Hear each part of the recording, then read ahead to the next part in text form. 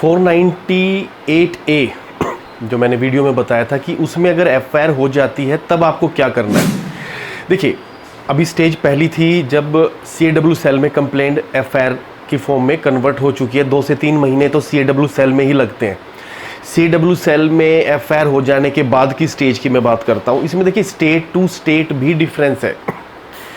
Haryana, Delhi, UP, Bihar, हर जगह। बिहार के ही एक क्लाइंट थे, एक पति थे जो परेशान हुए थे। Arnesh Kumar versus state of Bihar का जो जजमेंट आया है, तो उस इंसान के साथ क्या हुआ था, उसको बेल ही नहीं मिली।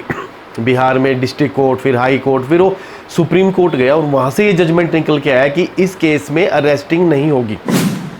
लेकिन Arnesh Kumar versus state of Bihar का जो जजमेंट है सर, उसको केवल दिल्ली के अंदर ही मानते हैं लोग। पुलिस वाले उस पर कार्रवाई करते हैं। दिल्ली में तो ये हाल है, अगर पुलिस वाला कोई अरेस्ट भी कर ले किसी 498 के केस में किसी को, हस्बैंड को या किसी भी फैमिली वाले को, और कोर्ट में पेश करे, तो जज खुद ये पूछता है कि इसको अरेस्ट क्यों किया, जो कि अच्छी बात है। लेकिन अगर यही बात हम दिल्ली से बाहर निकलते हैं, हरियाणा में, पंजाब, यूपी, वहाँ पर इस जजमेंट को लेके इस तरह की कोई भी फैसिलिटी नहीं है कि कोई आपको 41A का नोटिस दे के इन्वेस्टिगेशन ज्वाइन करवाएगा, बोलेगा। तो अगर आपके खिलाफ एफआईआर रजिस्टर होने वाली है या हो चुकी है, तो देखिए आपके पास कोई ऑप्शन नहीं बचता सिवाय एंटीसिपेटरी बेल फाइल करने के। आप अपनी बेल फाइल कीजिए। अगर बेल फाइल करने के टाइम पर कोई दिक्कत आती है आपको, तो उसमें सबसे पहले आप अपने बेल में Arnesh Kumar versus state of Bihar का जो जजमेंट है उसकी पूरी डिटेल आप डाल दीजिए कि जजमेंट के अंदर ये दिया गया है। तो चांसेस हो जाते हैं कि जब भी कोई डिस्ट्रिक्ट कोर्ट के मजिस्ट्रेट उस बेल को डिसमिस करता है या किसी भी ग्राउंड पर, तो उसे उस जजमेंट के हिसाब से अपना जवाब देना होता है। तो अगर ऐसा हो जाएगा तो आपको बेनिफिट है बेल मिलने में। अब बात करते हैं, जब आपको बेल मिल जाती है तो कोर्ट डायरेक्शन देता है कि आपको इन्वेस्टिगेशन ज्वाइन करनी है। अब इन्वेस्टिगेशन ज्वाइन करने का भी मैंने प्रोसीजर बताया था।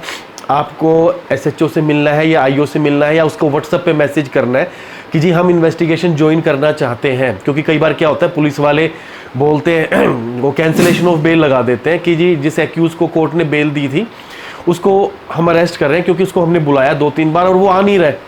कई बार झूठा 41A का नोटिस आपके घर के एड्रेस पे भिजवा दिया जाएगा, जिसकी रिपोर्ट आएगी आप थे नहीं या लिया नहीं आपने, और पुलिस को फिर पावर मिल जाती है आपको अरेस्ट करने के लिए। तो इसलिए आपको व्हाट्सएप पे मैसेज करना है या इवन कोर्ट में भी एप्लीकेशन लगा देने कि जी मैं इन्वेस्टिगेशन ज्वाइन करना चाहता हूँ लेकिन मुझे इन्वेस्टिगेशन ज्वाइन नहीं कराई जा रही है। अगर आपकी एक बार इन्वेस्टिगेशन ज्वाइन हो जाती है, जिसमें जो एक फॉर्म दिया जाता है कि आपको ये डिटेल्स देनी है, वो जो IO होता है वो आपको दे देता है वो सारी चीज़ें, वो आप भरिए और उसका जवाब दीजिए।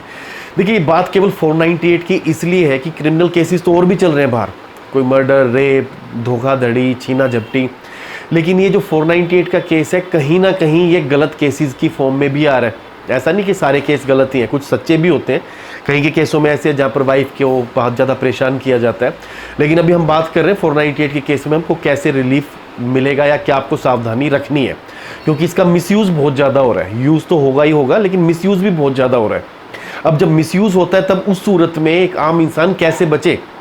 उसको वाइफ से डर नहीं है, उसको जज से डर नहीं है, उसको पुलिस से डर है, पुलिस की हरासमेंट से डर है। कुछ लोग तो पुलिस के साथ पैसे दे के सेटिंग कर लेते हैं, लेकिन जिसके पास पैसा नहीं है वो क्या करेगा। तो उसको यही करना है, सबसे पहले अपनी बेल लगानी है, बेल लगा के इन्वेस्टिगेशन ज्वाइन करनी है। अब इन्वेस्टिगेशन ज्वाइन करने के बाद IO अपनी एक चार्जशीट तैयार करता है, इन्वेस्टिगेशन रिपोर्ट बोलते हैं उसको। अब उस इन्वेस्टिगेशन रिपोर्ट के हिसाब से ही वो कंप्लेंट में दिए गए लोगों के नाम, मम्मी, पापा, चाचा, मामा, नाना, जिसका भी नाम दिया गया, बहन जो कभी आई भी नहीं शादी में, ऐसे ऐसे लोगों का नाम दे दिया जाता है। उसको निकालने का काम IO का होता है। अब वो IO या तो अपनी मर्जी से ईमानदार है तो वो अपने आप ही सेक्शन 12 खाना नंबर 12 में डाल देगा उसको। अब वो ईमानदार नहीं है तो आपके पास रास्ता है उसकी ईमानदारी को कैसे आप यूज़ कर सकते हैं या उसके बेईमानने को।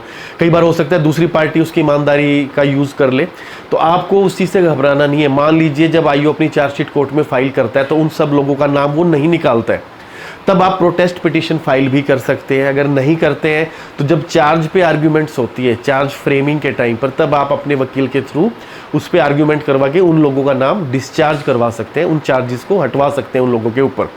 तो ये चार्ज तक की स्टेज थी कि चार्ज फ्रेम होने के टाइम पर क्या करना है। उसके बाद फिर ट्रायल चलता है, 1-2 साल उसमें भी लगते हैं। हाँ, इतनी बात कन्फर्म है कि अगर आप बेकसूर हैं तो सज़ा इस केस में नहीं होगी, तो घबराइए मत।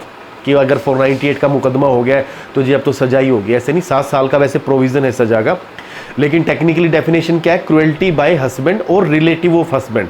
तो उसको साबित करने की जिम्मेवारी वाइफ की है। केस लगा कर जो हरासमेंट आपकी हुई है वो तो हुई है, उसके बाद जो है वो आपको अपने आप ही मेहनत करके इस केस से बाहर निकलना है। वीडियो अच्छा लगे तो इसको लाइक कीजिए और मेरे चैनल को सब्सक्राइब कीजिए। फैमिली मैटर से जुड़े हुए और भी वीडियोस इसी तरह मैं लगातार बनाता रहूँगा। मेरा नाम है advocate Rajkumar Solanki. Thank you.